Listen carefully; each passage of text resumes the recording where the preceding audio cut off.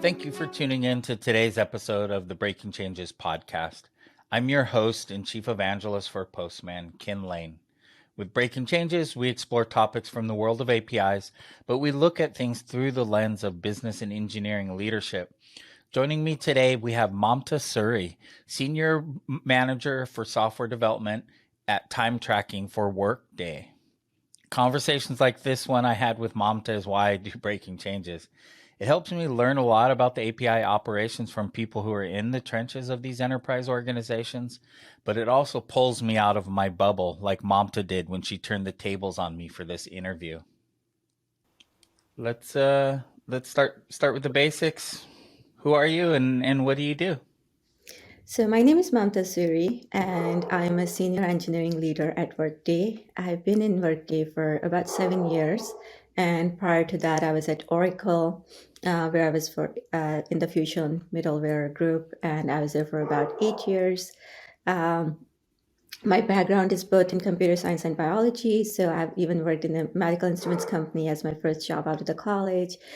I've been dealing with APIs all my life, starting in college when I was actually got a chance to work on the human genome sequencing that was going on at the time, and I was able to do it as part of the UC Santa Cruz team as an undergrad. So that was my first exposure to the APIs.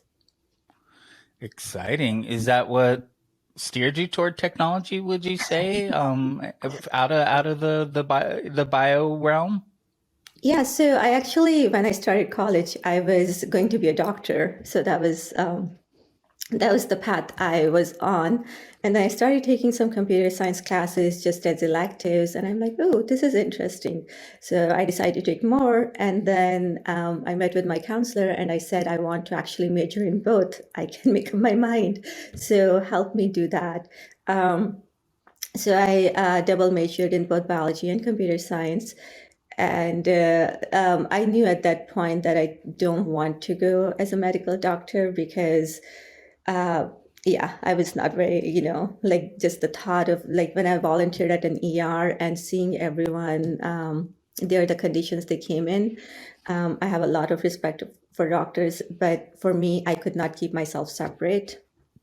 And so I knew that this was maybe not a good path for me. And then I decided to combine the both.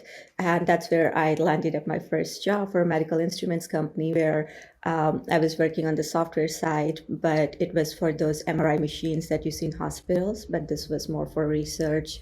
And so this was, I got to be on the software side, but I got to play around with the brain images and a lot of the different things. So yeah, I got the best of both worlds. Yeah, interesting journey to find your way to it. So what does Workday do? Just for the listeners, what's an explanation of the services they offer? Yeah, so Workday is a enterprise company, and we offer different software to help our companies. We have financial, payroll, time tracking, HCM, student. So it's an end-to-end solution for all of the enterprise needs. We have customers in all of the different industries, financials, also retail and healthcare and a lot of the different industries, and as a lot of the big Fortune 500 names as well. Yeah, I'm fairly familiar with the APIs. I've done several integrations. So what does APIs mean to the organization? What's the benefit and business value of APIs for Workday? So APIs are, are the backbone of most of the things we do. Um, and when I talk about APIs, there's external APIs as well as internal APIs. Workday now has a Workday Cloud Platform, which gives anyone the power to extend Workday. So you can build more applications on top of what's already provided. And it's a really cool way to just for your specific use cases that the company wants, they can create those. So it's REST APIs as well as SOAP APIs. Just to give you an example, an internet service company actually built an app on the Workday cloud platform. It was called a transit route search. So employees who travel to work by train can start then the start time and intermediate stations to find the different routes and pricing. And then once they selected a route, it created an expense report automatically for them. So this was a really cool way for them to combine what they were anyways going to use, but then they don't have to go and look for the receipts. It automatically files that expense report for them in Workday. Another example is a global logistics and manufacturing company. They built a vehicle registration application using the Workday APIs, and it would let the employees register their cars and their vans and so on where they park at the workplace. And then the on-security teams can identify the owner of a car in case of an emergency, or if there's a parking situation, or they didn't do a good job parking. So it's making everyone safer in that respect. So this gives you an idea on how cool APIs are, because you have your basic foundation, the applications that we provide, which already does a lot of functionality, but then there is a whole set of other use cases that the customers themselves, for their particular needs, they can create on top of it. So those are the external APIs. Now, the internal APIs, of course, we have our own tech stack internally, and a lot of the things we do, we leverage internal APIs for integrations even between the products or within the same product as well. So, and a lot of the companies nowadays are moving from monolithic to microservices and using APIs just to break down the functionality. So, yeah, I think APIs are a lot of the industry is really leveraging the benefits of APIs now. Yeah, it's you touched on it though a little bit, but what I'm seeing with a lot of large enterprises that are well established, when people talk about APIs, I think the lion's share of the conversation is focused on REST or what I would consider web or HTTP APIs. But the average enterprise organization, in my experience, has a large volume of SOAP APIs, REST web APIs, as well as like GraphQL is emerging, and we see event driven. And this is just this because of legacy journey of the historic history of the company, but also consumers. There's just a lot of consumers who have different expectations and needs. So is this what you see across your landscape as well? Yeah.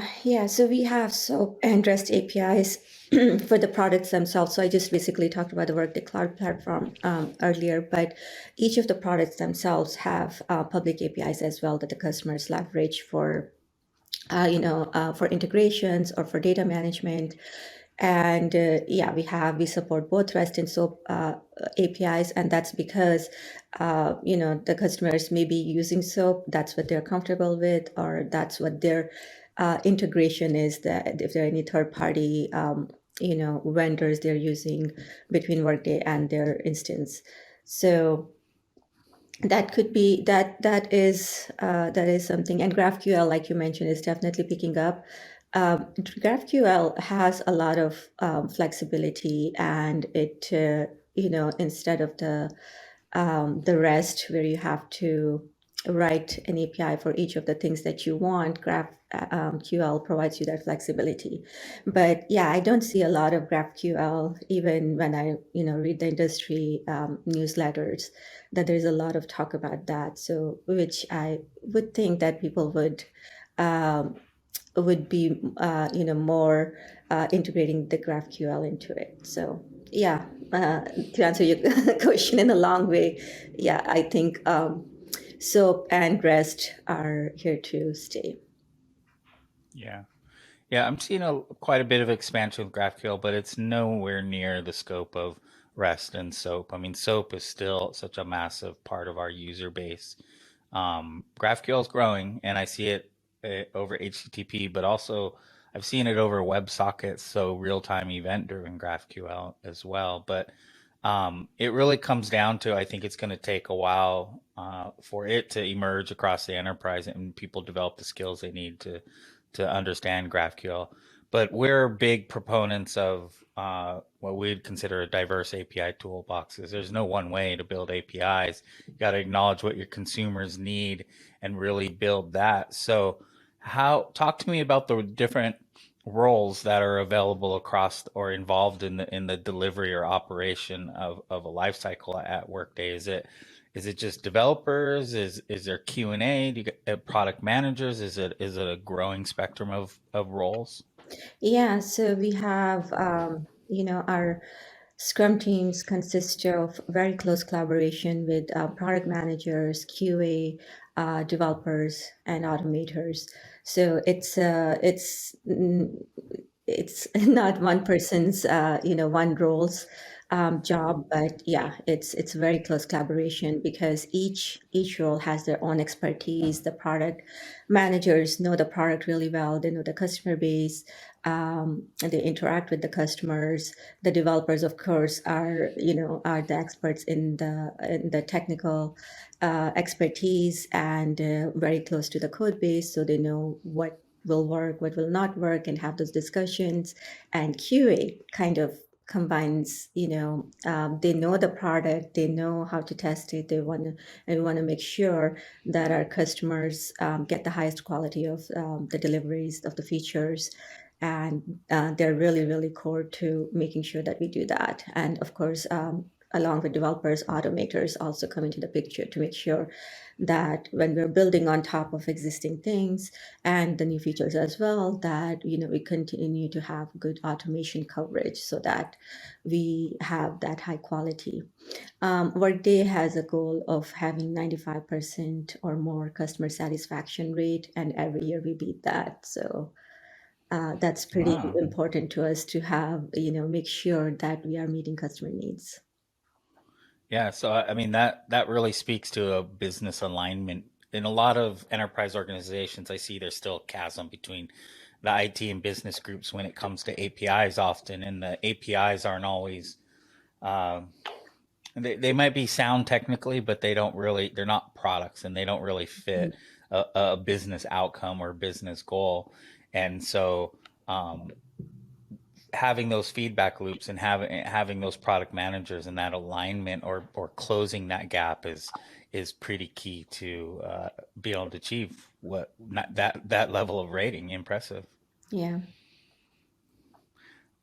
Well, so one of we're that's what we see is an expansion of these roles, a number of people who are involved in the API lifecycle, as we would say, and we're seeing a massive uh, uh, number of requests from our customers around how do we train up the next generation of product managers and people to be involved in the API lifecycle that maybe aren't coming from tech backgrounds, maybe coming from others. And as the number, APIs are just everywhere, and they're so critical to businesses. We need these people with a seat at the table. But one of the challenges is making sure that's a diverse set of voices sitting at the table, and that API reaches the widest possible audience or set of consumers. So, from your perspective, what can we do to get more diverse voices to the table and understanding what APIs are? That they're not some scary technical thing that they should be afraid of. They can get involved and actually steer the business outcome. It's very important that we do get diverse voices across the table. And, API should just be considered as a tool in the tool set we have, just like in any profession. It should not be the scary thing. And also, it should not be something we should just think of it as a tool, just like in any profession, that this is something you get trained on. So, on fixing or having the diverse voices, it's multi-level, right? It starts with the pipeline. How can we make sure that the kids in school get the exposure to computer science at an early age, both boys and girls? so I have a 12-year-old girl and a 9-year-old boy, and what I see in a lot of the computer science clubs and courses that are offered, a lot of the boys will take those courses.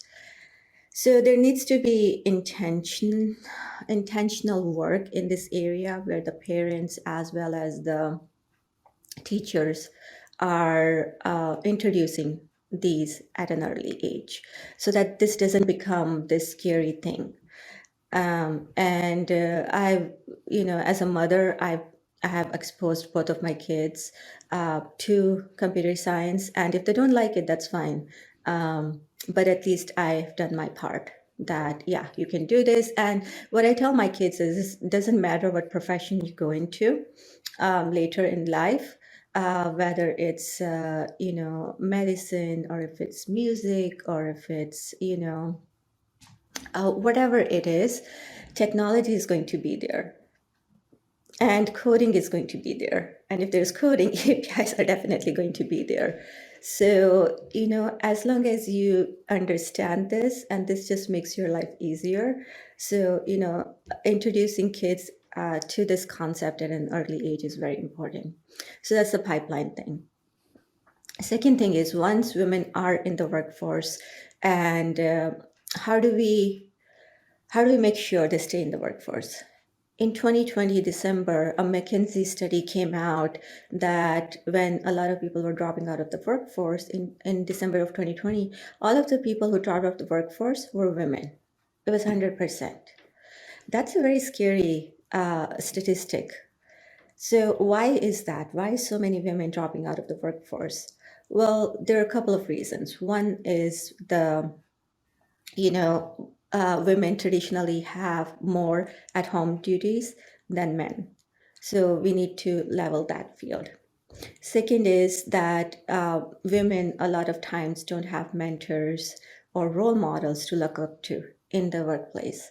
And that's why they might drop out of the workforce.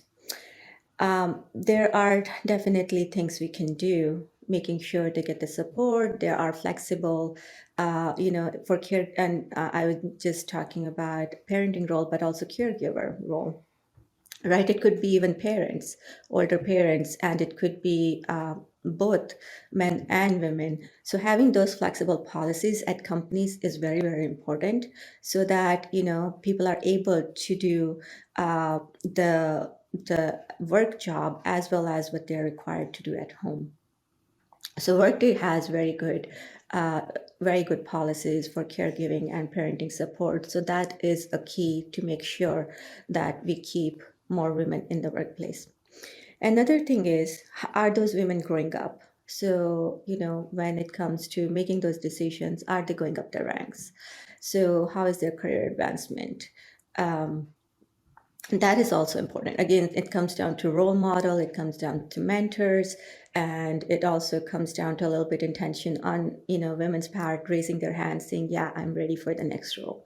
So yeah, there's a lot of work to be done in this area, and that's why I've been involved in the diversity efforts for over 7 years, ever since I joined Workday, and I've actually created and leading an employee belonging council to make sure that the diverse, and I partner with Women at Workday and other employee resource groups within Workday to make sure that the communities feel supported, they feel inclusive, and they have a sense of belonging. Yeah, it's so important. Definitely goes a long ways to start changing the tone of the conversation on these teams and these groups that are running these APIs. And it's something that changes the feedback loop when we're listening to consumers having conversations with the consumers of our APIs, those builders of the applications, and it's going to change the tone of those conversations as well. How we listen, how we hear, how we build in features or capabilities that maybe we didn't hear, didn't make sense to us because of our bias or our company history. So I really feel this is, and from what I'm hearing across the companies I talk to, is they really want to invest in this, make the API lifecycle a nourishing place for everyone to be and kind of diversify this because they're really concerned with delivering products that help them be competitive, help reach larger audiences, underserved communities, uh, outside of our demographic and our geographic region. So I think these are, as far as product management is concerned, I think I'm starting to see things tipping in that direction. So it's good to hear that you're investing so much. Yeah, I just like to add that now there's a lot of research how diversity helps companies. And one of the things they have come up with now there's data behind is that diverse voices actually helps innovation. So when we're thinking about solving customer problems, when we're thinking about delivering a solution, it's those innovative ideas. When everyone's thinking the same, you're not going to innovate that much. But it's that diversity of thought, people coming from different genders, different races, different ethnicities, different backgrounds. I call it more as a diversity of thought. And it's everyone is diverse. It's not that each of one is different. And where we come from, what school did we go to, what kind of experiences we have, though that's what makes us different from each other, right? And when we have diverse experiences and diverse thoughts, that's where innovation happens, and it's good for everyone, not just for that group, but it's good for the company, it's good for the industry, it's good for the whole country. Agreed. And I think that tone that it changes, I think, is really important. I had a guest on a little while back, Deepa from PayPal, and she's a API product manager, and she's working on a book. And she had said that when she got into API product management, there wasn't a lot of books out there, and the content that is out there is written by white men, primarily kind of a certain demographic. And she Mhm. said it just seemed like it didn't have all the information. It didn't explain it all the way. There was a lot of gaps in the knowledge, but then also it didn't speak to her. And so she felt like that was preventing other potential product managers from getting into the space, learning, being successful, even if they were, because they didn't have all the information that they needed. And then she wanted to try to understand if it affects, who are your consumers? Like if you're a partner of an API or a consumer, does it matter to you if you see people that resemble you working as part of the team, doing videos, blog posts, training materials, workshops?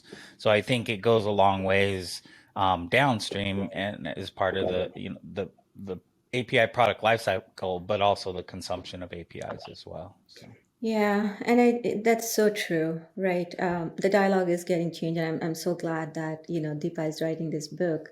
That's going to be, I think, the first book written by a woman in this area. Also, I think we need allies like you. So it's when when there's more voices, and it's not just the diverse groups but also the allyship is very important. So it's the allies speaking up on their behalf when someone is on the table, but if they're not being heard and the allies is saying, no, this person has a good idea, let's hear this. And that's equally important if we were to change this narrative. yeah, for sure. So back to the core of that, of getting more diverse voices involved in the API lifecycle. Where are other opportunities for folks to get involved with producing APIs that maybe they don't have to have a computer science background, that there's other ways they can contribute and lend a hand? That's an interesting question. I There are a few organizations that are doing this work. There's open source code where you can work on, I think, nonprofit projects to get more experience on this. But that does require, it's a way to learn computer science and then get into that. But also, if you just, I think there's a lot of companies where, like my kids these days, they use glitch.io, and also there's another one, I forget the name, but it's basically, or Replit. So they can easily just, start a project. There's already APIs available that lets them do basic things, and then they can go from there. So the ease of use, I think, is very important. And then we have things like NLP, and where there's integrations with Slack. So, or even, even on social media, there is APIs available from Twitter and Facebook. So even if you are not a developer or coder, you can just look at those. If you have basic understanding, you can look at the APIs that are available, and, you can extend them to do what you wanted to do for that particular use case. Do you think you mentioned automation earlier? Do you think we're going to be able to automate more? I mean, there, it seems like there's a number of APIs, the inventories there, interesting APIs, business productivity, things we can do. Do you think, I mean, I know you're probably referring to more automation of the API lifecycle, producing APIs, but are we going to be able to automate and include more business users through low code, no code, and other types of automation, you think? Yeah, I think so. So you're talking about like the, product managers and getting people involved in an early stage. Yeah, and helping them automate their jobs and do more with less and optimize their teams, but without having to write code, hopefully, or that they'll be able to use APIs in their job and be more successful without being Yeah, a coder. yeah, absolutely. I think there are a few different tools that already do that. You can even build apps these days without any coding language, and there are platforms that help you do that. So yeah, absolutely. I think even with the product managers and having even an inventory of the APIs that are available and what is it that we need to do next, and having a basic understanding of that is it's I think a lot of it also just comes down to documentation. So just like with our public APIs, we make it available to the users. Definitely, and the product managers can do that. And yeah, there are product managers even in Workday, which are very well versed with the APIs that we have. Yeah, yeah. I'm hopeful that because I've been evangelizing APIs for the last decade, trying to make people aware of them, because I think they're kind of like the banking system for me. Like you should have a certain level of kind of personal finance and banking knowledge. You don't have to understand how Swift and the banking system works, but Mhm. you should know that the how much who has access to your bank account, your credit cards, your balances. And I feel like the tools we use, the SaaS services we use, you should know there's APIs behind them. And so I'm always trying to help people see that and understand that they can automate and in their job, in their work. But a lot of people are tend to be afraid of APIs. They're technical, and I'm not a technical person, is what I hear a lot. So Yeah, that's a very good analogy. I've never, I'm going to use that if you don't mind, but I've never had no, it put it use that way, that you should know, which credit cards you have and who has access to those, which banks you have. And yeah, that makes sense. Yeah, I think definitely with the no coding and things like that, it's very helpful to just look at the APIs that are available and what it could do, how you can extend them. So even on the Workday Cloud platform that we have, it's very easy to use. You don't even need to be a developer, but you can. It provides a very nice interface where you can, extend your application with the use cases that you want, and it has very good documentation and step by step on how to do that. So where, as a professional and trying to stay aware of what's going on in the world or tech space or your career, how do you stay sharp? Where do you find information? What do you read to keep being able to do what you do? There is a lot of information out there. So it's actually the other way around. It's what do I filter out and, Ah, make sure that only the relevant information gets to me. There is information overload these days. So definitely the company blog, Workday blog, I do keep up with that because even within the company, there's a lot of innovation that's happening. There's a lot of industry newsletters that I subscribe to, which are for the computer industry in general, but also on the diversity side. Then also on LinkedIn, trusting my network on what they are sharing, and again choosing what to read or not to read. is also important. So it's I mean, there's a wealth of knowledge out there. It's really choosing and being intentional about what do I want to focus on right now, and what do I want to focus on later, and what's relevant to me right now. Yeah. Yeah, no, I like that. And it's why it's one of my kind of stock questions I ask people, and I always feel like, oh, maybe I should stop asking this question. But I really like the answers I get, like finding the signal in the noise, reducing the information overload. I think that's great advice. Well, this has been great. I really enjoyed listening to your journey and in your career and in your view of things. Definitely, APIs at Workday, I think, are an interesting kind of fundamental part of our economy, like literally, and how businesses work. So it's great to have you on the show. Thanks for coming and sharing today. Yeah, thank you so much, Ken. I really enjoyed talking to you, and thank you for doing this and even talking about diversity in the API. Happy to. Thank you so much. Well, flip the tables. What do you want to talk about? Yeah, so Ken, thank you so much for doing this. I'm really curious because I wanted to ask you a few questions and, learn from you, hopefully. So, how many interviews have you done on this subject so far? Well, breaking changes. I believe I've done 50 shows, almost 50 shows and conversations with different folks since June of last year. So it's quite a mix of people. I would say last season, my diversity numbers weren't as high. I believe it was less than 25% female. And I think it was even worse. My black and brown people on my show and voices sharing. This season, I've balanced that, and I would say we're well over 50% in all areas as far as shifting that. And I have to call out to my partner in crime, Latroy, helping me on that front.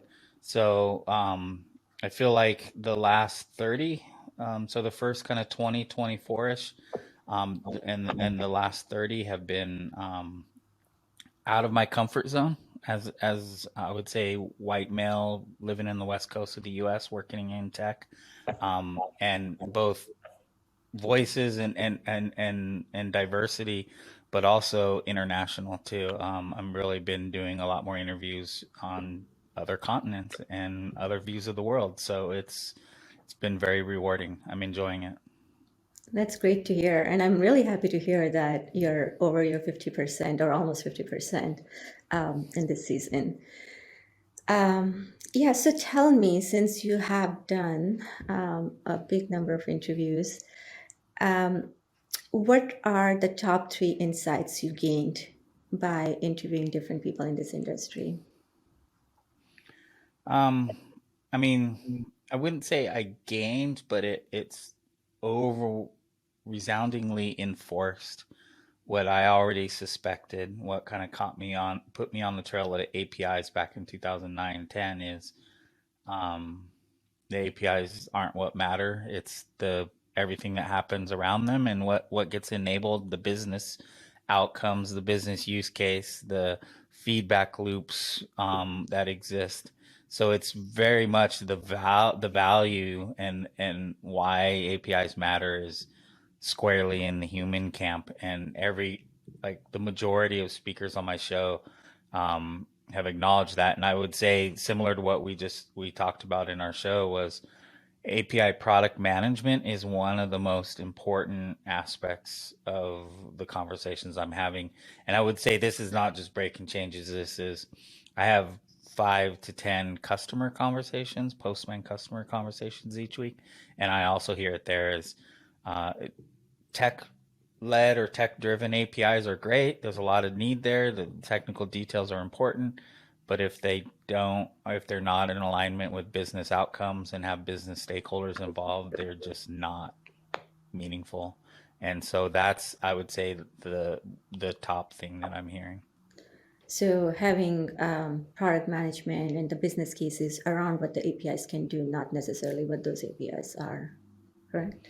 Yeah, yeah, Okay. and the impact they're making, why consumers want them, validation that every feature that gets added has customer demand for that. We're not just adding it for the sake of, some cool new feature, or it's not just one customer wanting it. It's actually a diverse range of customers. So like one loud customer or the angriest customer doesn't get the feature, and that's got to have actual diverse business use case. Makes sense. Absolutely. So breaking changes, the name. Explain how you came up with the name. Well, I have to give credit to my CEO, Abhinav Astana. It was his idea, and he was pretty pleased with himself when he came up with it. So for everybody who's listening, because this show is meant for outside of technical circles, hopefully reaching business audience.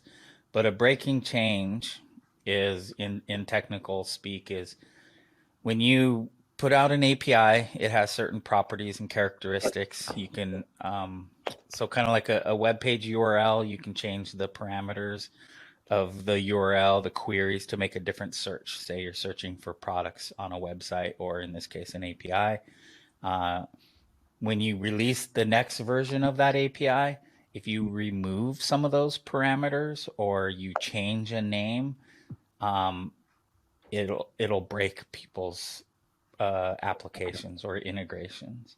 And so when you release a new version and you make a change, if you remove something or change something and don't communicate it properly, that's considered a breaking change. And so my belief on breaking changes is breaking changes don't exist. There's just changes without people communicating with consumers, and that would solve the problem if everybody was on the same page. You would breaking changes wouldn't exist.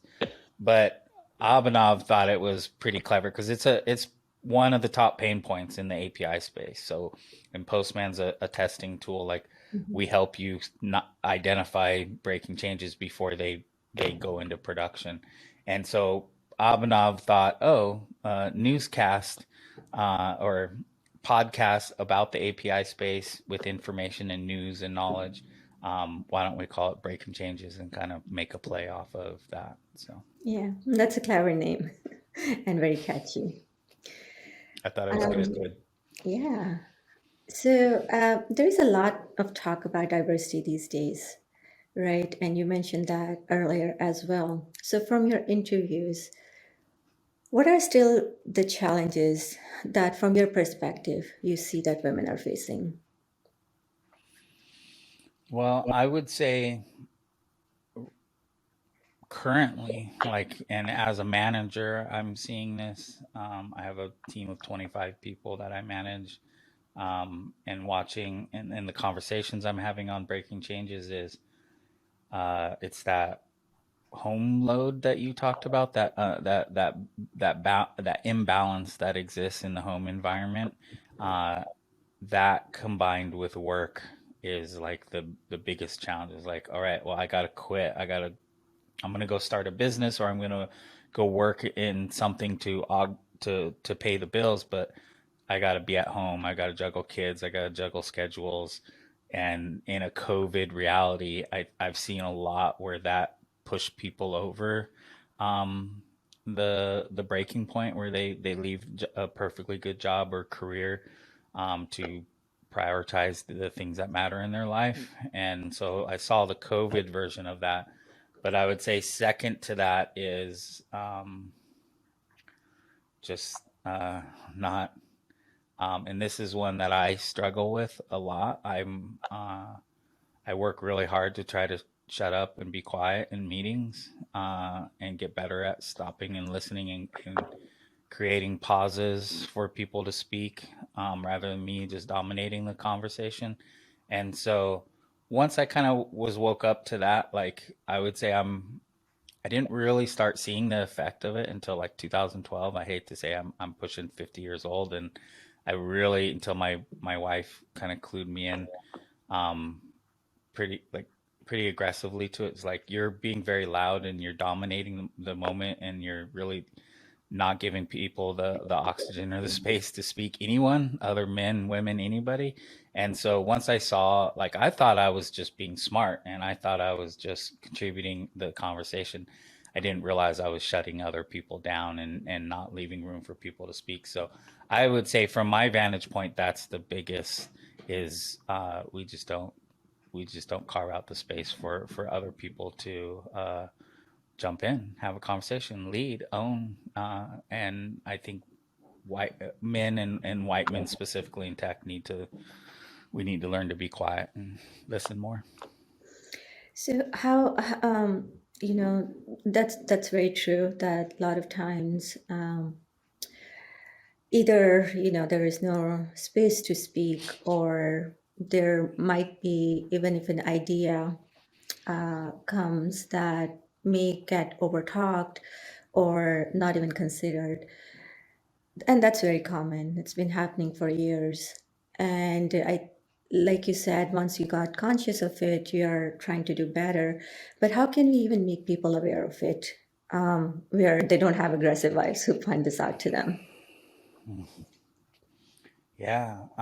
So I would say probably uh, advocates such as myself, speaking out about like we're doing here. But I would say, so what woke me up to it is my wife has a blog called Hack Education. She works in the ed tech space, and she's been really popular and famous, and she's written quite a few pieces in big publications. And seeing firsthand how people treat her, like I've seen emails in her inbox from CEOs of ed tech companies who sell their wares in schools, in our public K through 12 schools, call her a bitch and tell her she should shut up, and and on their corporate email, like I've seen behaviors like this, and she's very outspoken, and she's not afraid to point something out and call someone out for something. And so she calls me out, and which was really awkward. I mean, so I only met her in 2008, and then when we've recently been married. So like in the early days, she was calling me out for a lot of things, and I was just like, okay, it was hard to swallow at first. And Mhm. then I got used to it, and I got to see that she never did it unless I was doing something pretty jackass. And so, once I started seeing it, calling it out in other situations is really hard. Like I've done it in a couple situations this year. I've had two situations that are open source communities, heavily male dominated things, and pointed out, hey, there was someone contributing and doing something, and she was ran off because of the way the conversation was, and pointing out that they were just joking and being guys and joking, but it was actually wasn't. It was actually made someone feel very uncomfortable. And then got they really got upset with me, and people were like, why you gotta always be causing problems? And I started seeing, and I've seen several of these situations play out, and I've seen enough of them. I've called out and taken the heat for a few of them now, and I would say it just needs more people doing that. And it's not easy. Like I really really hate being that advocate to go say, hey, you guys just made her feel really uncomfortable, or really pushed her out, or didn't give her the space. But it's the only way I think we're gonna like physically carve out that space, because I think a couple of the times I did it, they were just like, whatever. I've got work to do. I'm gonna go do my thing. I'm not even gonna say something because it's so much work for them to have to do the calling out. So I think it's gonna take advocates, male advocates, and white advocates to do it. So Yeah, that is the reality, and I'm glad you're advocating. But like you said, it needs to be repeated. It's not a one-time thing, because it takes time for people to realize, even if they are doing something wrong, and then to alter that behavior. So, and people don't like to be called on, right? Even if they have done something wrong, they might take it's pride hard in to what they're swallow. doing. Yeah, it's very It's hard to hard to stop. swallow that. Yeah. So it's going to take a lot of work. I agree with you, but yeah, but please continue to do that. We need more people like you, and I'm so glad that your wife, what's her name? Audrey. Audrey, that Audrey speaks up and is not afraid to say what's on her mind and also call people out. And even the hate mail that she gets, and despite all of that, because the thing is, it starts to get to you. We've heard all about the imposter syndrome, and it affects men and women, both of us, right? But when someone just repeatedly tells you that you are not good enough in not even an obvious way, but in the subtle way, like talking over you or running over your ideas, or joking around with your buddies, all of these little things start to add up. It brings the confidence down.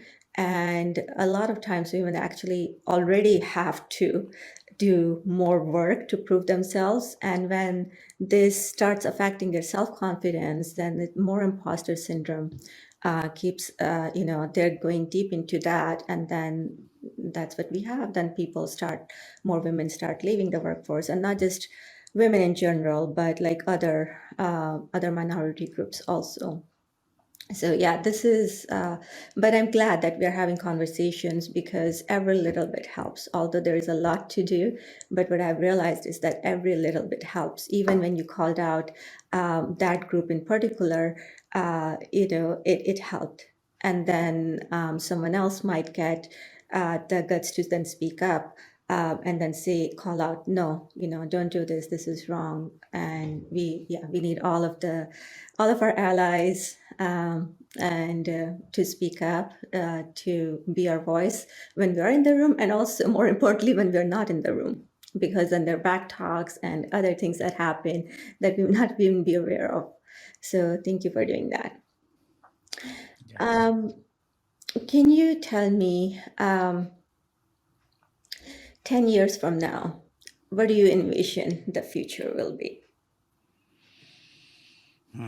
Great question.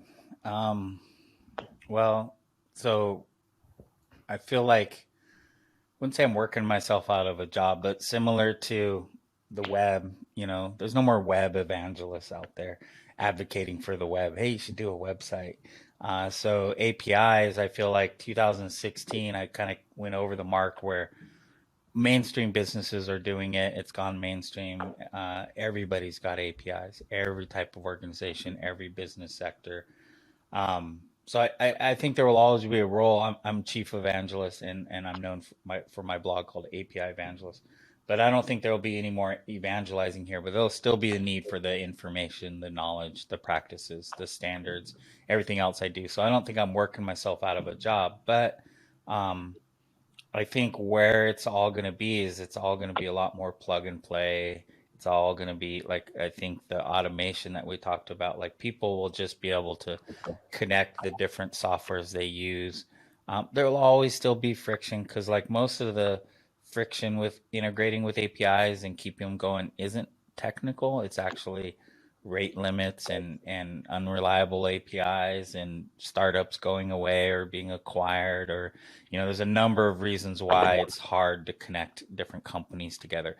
Anti-competitive behavior, there's a lot of things. So I feel like APIs are just going to be more commonplace. You're going to be able to drag and drop and connect and have flows of data between many different APIs. And we're going to have more AI and ML helping us.